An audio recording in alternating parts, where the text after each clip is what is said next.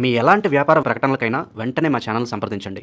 అందరికి నమస్కారం. నేను శిరీష. ప్రస్తుతం మనతో పాటు ఉన్నారు ప్రముఖ ఆధ్యాత్మికవేత్త జ్యోతిష పండితులు శేషగిరిరావు గారు. గురుగారితో మాట్లాడదాం.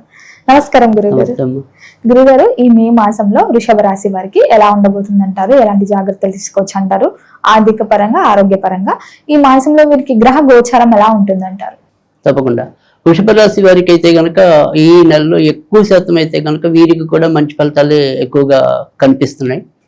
ఎందుకంటే ఏదైతే ఆర్థిక విషయాలకు వస్తే ఖచ్చితంగా రెండో ఇంట్లో ప్రస్తుతం అయితే కనుక గురుడి యొక్క సంచారం అనేది ఉంది, తర్వాత శుక్రుడి యొక్క సంచారం అనేది ఉంది.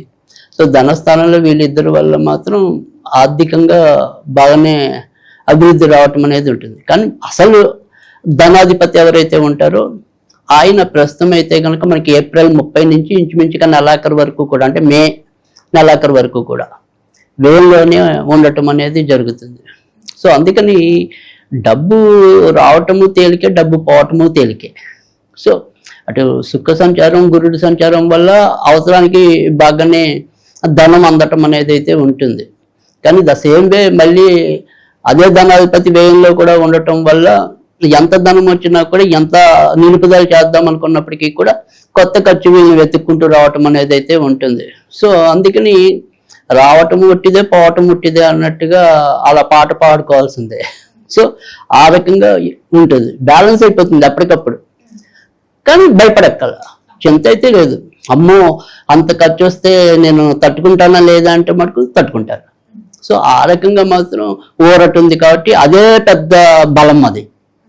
సో అప్పు పెరిగిపోయి ఖర్చు పెరిగితే బాధ, కానీ ఆదాయానికి తగిన ఖర్చు వచ్చినప్పుడు అంత మరీ బెంగ పెట్టుకోకల్లా. బట్ కానీ సాధారణంగా వృషభ రాశి వాళ్ళు ఏంటంటే ఎంతో కొంత కొద్దిగా వ్యాపార తత్వం అనేది ఉంటుంది.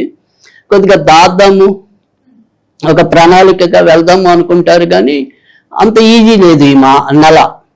వాళ్ళు ఎన్ని ప్రణాళికలు రచించినప్పటికీ కూడా మరొక కొత్త ప్రణాళికలో ఖర్చు వెతుక్కుంటూ వస్తుంది.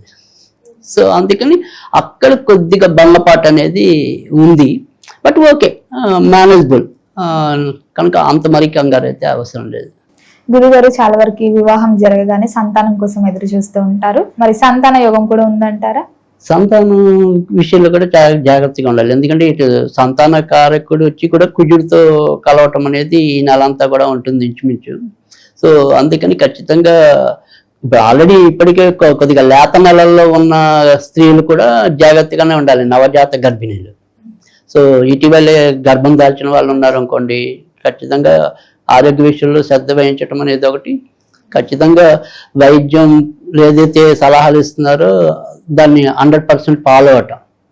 సో వాళ్ళు ఏదైతే చెప్పారో అవి అడ్వైజ్ ఫాలో అవ్వాలి. ఎందుకంటే మంచిది. ఎందుకంటే ప్రస్తుతం కొద్దిగా మనం నెగ్లెన్సీ అనేది పనికిరాదు. సో నిర్లక్ష్యం లేకుండా ఎంతో కొంత జాగ్రత్త తీసుకోవాలి గర్భిణీ స్త్రీలు. అయితే కొత్తగా గర్భం దాల్చాలి అనుకునే వాళ్ళకి మాత్రం మే నెల అంత మంచిది కాదు. సో ఖచ్చితంగా జూన్ వచ్చాక తర్వాత ప్రయత్నించుకోవటం మంచిది. కానీ మే నెలలో అంత పాజిటివ్గా ఉండదు. ఒక్కోసారి నిలవటం కూడా చాలా కష్టం ఉంటుంది. బాగా జాగ్రత్త ఎక్కువ అవసరం ఉంటుంది. అందుకే అంత రిస్క్ అవసరం లేదు. వచ్చే నెల నుంచి అయితే బెటర్. మరి కుటుంబ వాతావరణం కూడా ఎలా ఉంటుందంటారు? కుటుంబ వాతావరణంలో వచ్చేప్పటికి భార్యాభర్తలను బట్టి మనం ఇందాక చర్చించుకున్న చిన్న చిన్న ఇబ్బందులు ఉన్నాయని. బట్ ఇక్కడ తల్లిదండ్రులు వాళ్ళ పరంగా మాత్రం మానసికంగా కొంత ఇబ్బంది అనేది ఉంది. ముఖ్యంగా నాన్నగారి ఆరోగ్య విషయంలో ఎంతో కొంత జాగ్రత్త తీసుకోవటం అనేది అవసరం. తర్వాత ఈ జీవిత భాగస్వాముల విషయంలో కూడా ఎవరైనా అంటే పెద్దవాళ్ళు, దీర్ఘకాలిక రోగాలతో ఉన్న వాళ్ళైతే ముఖ్యంగా ఎవరైనా సరే ఈ డయాబెటీస్ కానీ, తర్వాత బీపీ లాంటివి ఏవైతే ఉంటాయో వాళ్ళు కొద్దిగా నియంత్రణ తప్పుతారు. సో అందుకే తల్లిదండ్రుల ఆరోగ్యము, తర్వాత 60+ ఉన్న వాళ్ళ ఆరోగ్యము కొంతవరకు జాగ్రత్తగానే ఉండాలి ఈ నెల అంతా కూడా. సో ఆరోగ్య పరంగానే ఇంట్లో అసౌకర్యం, అంతేగాని గొడవలతో అసౌకర్యం కాదు. ఇలా ఏదో రకమైన అనారోగ్యాల వల్ల అసౌకర్యం. మరి ఆర్థిక పరంగా కూడా ఎలా ఉంటుందంటారు? ఆర్థికంగా ఇందాక మనం కొత్త ఏదైనా సరే ఎంత జాగ్రత్తగా చూద్దాం అనుకున్నప్పటికీ కూడా కొత్త ఖర్చు వెతుక్కుంటూ వస్తుందని మనం చెప్పుకున్నాం. సో అంటే ఇప్పుడు సపోజ్ ఇప్పటిదాకా నాన్నగారు చక్కగా ఆరోగ్యంగా బయటకు వెళ్ళి వస్తున్నారు, తిరుగుతున్నారు. సో ఉన్నట్టుండి ఆయన ఆరోగ్యం మనమేమో ఈ చక్కగా ఒక 50,000 దాటి పెట్టాం. ఎందుకో ఉపయోగిద్దాం ఇందాక చెప్పుకున్నాం, ప్లానింగ్ ఉంటుంది కానీ ఇంకో కొత్త ప్లాన్లో ఖర్చులు వస్తాయని చెప్పి. సో అలా ఉన్నట్టుండి ఇంకో దానికోసం దాన్ని మార్చాల్సి వస్తుంది, ఆ యొక్క వ్యయం అనేది ఏదైతే ఉంటుందో. మరి విద్యార్థులకు ఎలా ఉంటుందంటారు ఈ మాసంలో?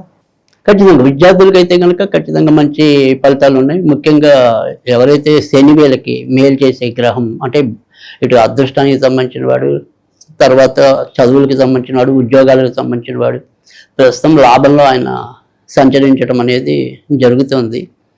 అయితే మే 15వ తారీఖు వరకు అయితే కనుక ఇంకా మంచి ఫలితాలు ఉంటాయి. అంటే మొదటి 2 వారాలు ఇంకా మంచి ఫలితాలు ఎక్కువ ఉంటాయి. సో మొదటి 2 వారాల్లో ఏవైనా సరే వివిధ పరీక్షలకి వెళ్తున్న విద్యార్థులు ఉంటే కనుక ఖచ్చితంగా పర్సంటేజ్ ఎక్కువగా ఊహించవచ్చు. కానీ అదే మే 15వ తారీఖు తర్వాత రాసే పరీక్షలు ఏవైనా ఉంటే కనుక అటు ఓవరాల్గా సక్సీడ్ అవుతారు, కానీ అనుకున్నంత పర్సంటేజ్ అయితే కనుక రాదు. సో అక్కడ కొద్దిగా అయ్యో తగ్గిపోయాయి, మనం ఇంత బాగా రాసామే అనే భావన ఉండొచ్చు. కానీ బట్ మే మొదటి 2 వారాల్లో అయితేనే ఇంకా బాగా బలమైన ఫలితాలు అనేవి ఉంటాయి. సో బట్ విద్యార్థులకైతే ఓవరాల్గా ముందుకెళ్తారు అంటే వెళ్తారు. ఉద్యోగ వ్యవస్థలో ఉన్న వరకు ఎలా ఉంటుందంటారు? ఉద్యోగస్తులకి కూడా ఖచ్చితంగా మంచి ఫలితాలే ఉన్నాయి. ఎందుకంటే ఇందాక మనం చెప్పుకున్నట్టు ఉద్యోగ కారకుడు కానీ ఉన్నత చదువుల కారకుడు కానీ శని అయ్యిండి లాభంలోనే సంచరిస్తున్నాడు గత కొద్ది నెలలుగా. సో పైగా ఇప్పటిదాకా కూడా మే 15 దాకా కూడా ముఖ్యంగా ఆయన సొంత నక్షత్రంలో మరింత బలంగా తిరగటం అనేది ఉంది గోచార రీత్యా. కానీ ఆ తర్వాత ఇప్పుడు వేయంలో ఉన్న బుధుని నక్షత్రం రేవతి నక్షత్రంలోకి చేరుకోవటం అనేది ఉంటుంది. కాబట్టి మే 15 తర్వాత నుంచి వృత్తి ఉద్యోగాల్లో కొద్దిగా ఒత్తిడి పెరుగుతుంది. సో కొత్త వచ్చి వీళ్ళ మీద ఏవో ఒకటి పట్టం అనేది ఉంటుంది, అంటే బాధ్యతలు అవ్వచ్చు. సో టార్గెట్లు అంటూ ఉంటారు వీళ్ళకి, ఈ టార్గెట్ లెవెల్స్ పెరగటం, సో కొద్దిగా మానసిక చికాకు అనేది మధ్య మధ్యలో పెరుగుతుంది. అయితే ఇదే మే 15 నుంచి ఎవరైనా ఉద్యోగరీత్యా దూర ప్రాంతాలకు వెళ్దాం అనుకునే వాళ్ళు, ఉన్న చోట వదిలేసి ఇంకెక్కడైనా ప్రయత్నించుకుందాం అనుకునే వాళ్ళు, అలాంటి వాళ్ళకి ఆశావాహకం. అంటే కొద్దిగా వెళ్ళొచ్చు, అలాంటివి మనం రిస్క్ తీసుకోవచ్చు. సో ఆ రకమైన ప్రయత్నాలు అయితే కనుక ఖచ్చితంగా చేసుకోవచ్చు.